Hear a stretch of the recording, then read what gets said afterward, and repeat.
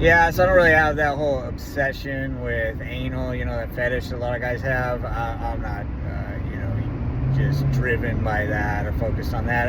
It's not that I'm against it. It's all right, but it's not motivating me in some specific way. And so you might be wondering, well, what the hell do I need to know that for? Where the hell is this going? And, well, for that, Mark Twain wrote the book Tom Sawyer, and in that book there's a scene with Tom Sawyer where he really hates doing some of his chores, especially painting or whitewashing the fence. It's called painting the fence, basically. And he devises this scheme, this plan, where he's going to manipulate the neighborhood kids by making it appear that he just absolutely enjoys and just over the moon loves painting the fence, so that they'll take an interest in painting the fence and want to paint the fence for him. And he pulls this off. He goes out, all the kids are going down to the creek to play with toads and be kids in the mud and play around and have fun, and he goes out to do his chores and paint the fence, and he starts making it look like he just loves it, and the kids are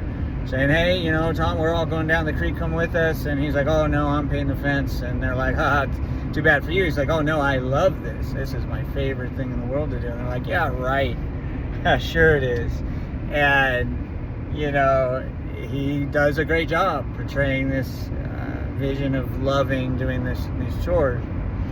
And so the kids start to get more curious, and finally one kid speaks up and is like, hey, I want to give it a shot. Let me see how good this painting the fence deal is. And Tom's like, oh no, I couldn't possibly, I love it too much. I'm not just gonna let you take away this, and do this activity that I enjoy so much. And the kid's like, oh, all right, well, I'll pay you a nickel, and or something like that. Tom's like finally kind of begrudgingly like, well, I guess,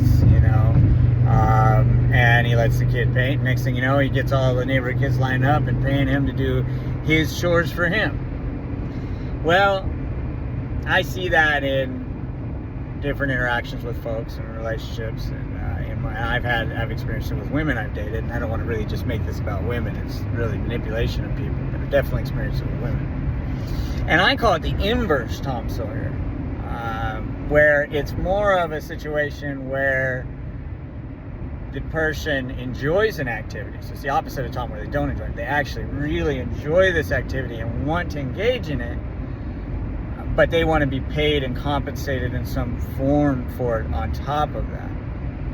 And I see this a lot in like I said, with dating women. I'm sure it happens with men, are manipulative as well, of course. But for instance, women feeling like they should be compensated, they should be paid, they should be given something in order to show up for a meal, a gourmet meal, steak and lobster dinner with fine wine and all of that. Oh, they want money on top of that, which is something I'm familiar with, because for many years I have seen the problems with what some folks might call vanilla or traditional relationships, in that it seems that folks really struggle to be authentically themselves. Major problems with this around where physical relationships engage and where friendship is within that, and control and judgment and all of these things that start to create major difficulties within relationships. I saw major problems with that, and I found that it was easier to just be upfront and open with people and pay them, just give them money in order for that baseline interaction, which is physical at the core. It is a physical interaction. Now, I'm not into brothels, I'm not into escorts. I do want something more of a layered and continuing, consistent relationship with someone where there is actual chemistry and more to it than maybe something more base and shallow as just exchange for exchange. But that being said, I've found that I've been able to have great friendships with people. It's not always successful, but with women that I had this type of arrangement with, and so I began to prefer it over the traditional interactions. But in that, I have also experienced some manipulation, in both traditional relationships and in these alternative relationships. And in one case, it was someone who I was seeing who had an arrangement with me. It was an agreed upon amount that we exchanged in those arrangements. We had a lot of fun. It was good. but then probably had some extra bills or whatever her deal was. She decided that I wasn't giving her enough. And so then it became, well, you know, she did this kind of manipulation game where she got very coy and kind of standoffish and started behaving strangely. Normally we would have a lot of fun and it was very open and engaging that way. Instead, she started behaving strangely. And I got immediately irritated. I ended up canceling my trip where I was at. I was actually somewhere where I was on a resort property and visiting her where she was at. And I left. I left to the major city nearby. And she called me on the phone and said, hey, what's wrong? What's the issue? And I was like, come on, you know what's going on. And so she proceeded to tell me how much value she was giving me.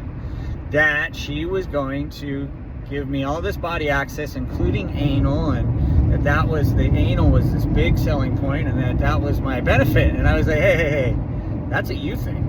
That's not what I'm looking for. I'm not here for that. And that was the first time I really realized it too, because it was so, you know, obvious that that was her thing. And the really hilarious thing about this whole thing is that eventually, like, for the sake of kind of smoothing things over, and yeah, I had traveled a long way to see her. It was a flight, you know, 1,500-mile flight and a bunch of plans and stuff. Okay, I'll give you some more money and we'll agree on this and hopefully we'll have a lot of fun. We went out to dinner, we'll go dancing, whatever. That was the plan. So she ends up driving over to the major city where I was at. She shows up in a little, you know, hot cocktail dress thing, and we go dancing. And then she starts telling me how she's got a butt plug in while we're dancing. And it just solidified it further, because I was like, wow, you're like obsessed with anal, and I'm not.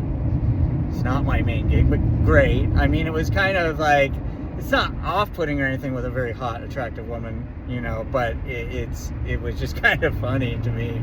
And on some level, it indicated, right, sexual signaling that obviously we're going to have some fun that night. But it wasn't my gig. And the thing is here she was trying to extract all this extra value by selling me on this idea that I'm benefiting in these major ways that she's providing. Really, it's about her benefit and what she wants. And she wants to double dip. She wants to double benefit, right? Her pleasure, her interest, and payment to her for that.